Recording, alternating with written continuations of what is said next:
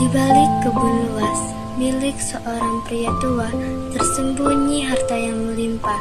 Setiap hari, ia akan menggali tanah dengan tangan gemetar, hanya untuk memastikan bahwa emasnya masih ada di sana. Namun anehnya, meski memiliki kekayaan yang begitu besar, pria tua itu tetap hidup dalam kesepian dan kekurangan. Mengapa seorang yang begitu kaya memilih hidup seperti orang yang paling miskin di desa? Jawaban dari misteri ini akan teman-teman temukan dalam kisah kali ini. Simaklah sampai akhir karena ada banyak pelajaran berharga yang bisa kita ambil dari kisah luar biasa ini. Di sebuah desa yang tenang, hiduplah seorang pria tua yang dikenal dengan nama Tuan Markus. Meski tinggal di rumah yang besar, dia terkenal sebagai orang yang hidup dalam kesederhanaan. Seringkali penduduk desa bertanya-tanya, bagaimana Tuan Markus bisa hidup dalam kemiskinan, sementara rumahnya besar dan megah. Tidak ada yang tahu di kebun belakang rumahnya yang luas, Tuan Markus telah menyembunyikan emas warisan keluarganya.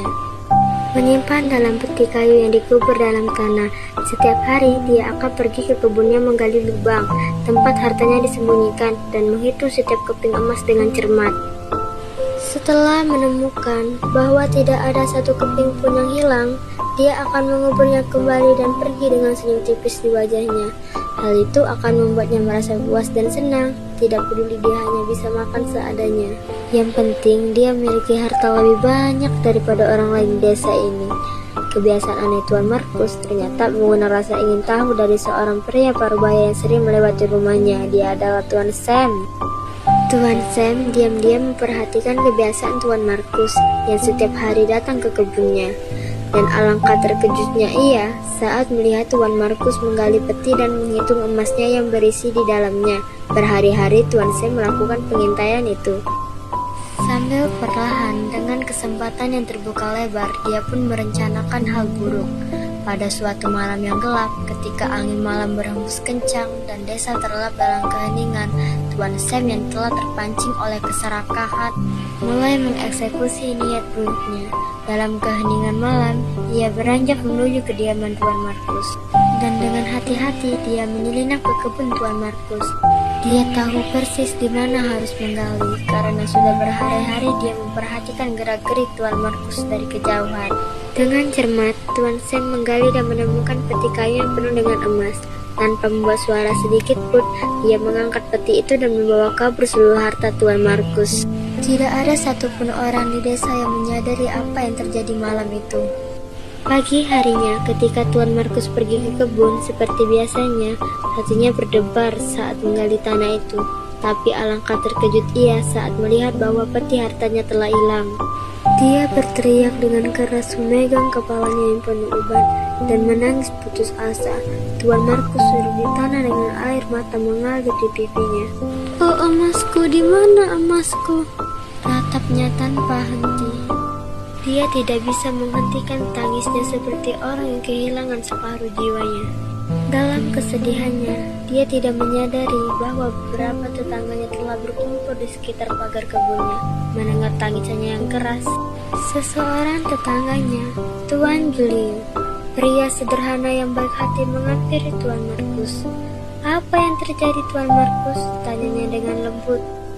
Tuan Markus mengangkat wajahnya yang pucat dan menjawab, "Emasku, semua emasku telah dicuri, semua emas warisan keluargaku. Aku tidak bisa hidup tanpa emas itu." Para tetangganya mengernyitkan dahi. Mereka terkejut sekaligus bingung. Kebingungan mereka tentang Tuan Markus yang hidup sederhana, meski memiliki warisan yang melimpah.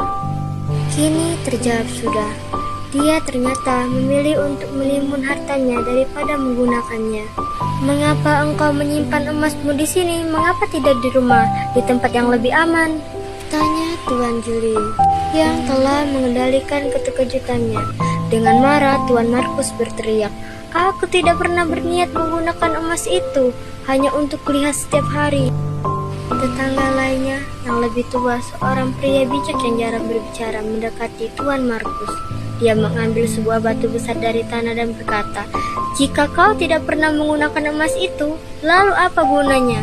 Bagimu, batu ini akan sama berharganya dengan emasmu. Tuan Markus berhenti menangis dan memandang pria tua itu dengan tatapan bingung. Apa maksudmu? Tanya Tuan Markus.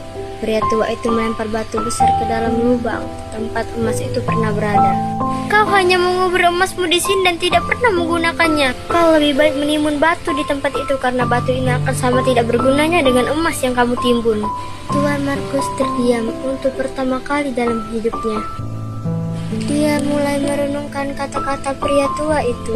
Selama ini dia hidup hanya untuk menyimpan dan menjaga hartanya, tanpa pernah benar-benar menikmati atau memanfaatkannya. Emas itu tidak lebih dari benda mati yang tidak ada gunanya. Meski hatinya masih berat, Tuan Markus akhirnya menyadari kebodohannya. Dia telah hidup dalam ketakutan kehilangan harta yang tidak pernah dia gunakan, yang sejatinya juga tidak bermanfaat. Dan sekarang, setelah ia kehilangan, hidupnya tampak tidak berarti. Tetapi batu itu sekarang berada dalam lubang yang sama, tidak kurang memiliki nilai yang sama dengan emas yang ia punya. Tidak berarti dan tidak bermanfaat. Tuan Markus berdiri dengan perlahan menatap lubang itu untuk terakhir kalinya. Mungkin kamu benar, gumamnya dengan pelan. Jika aku tidak ingin menggunakannya, untuk apa aku menyimpannya?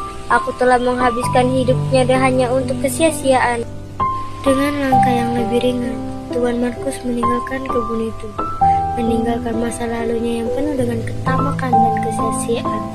Dalam diam di ujung usianya, ia bertekad untuk memulai hidup baru, dengan pemahaman bahwa harta yang sebenarnya tidak terletak pada emas yang dikumpulkan. Tetapi, pada bagaimana kita menggunakan apa yang kita miliki dengan bijak.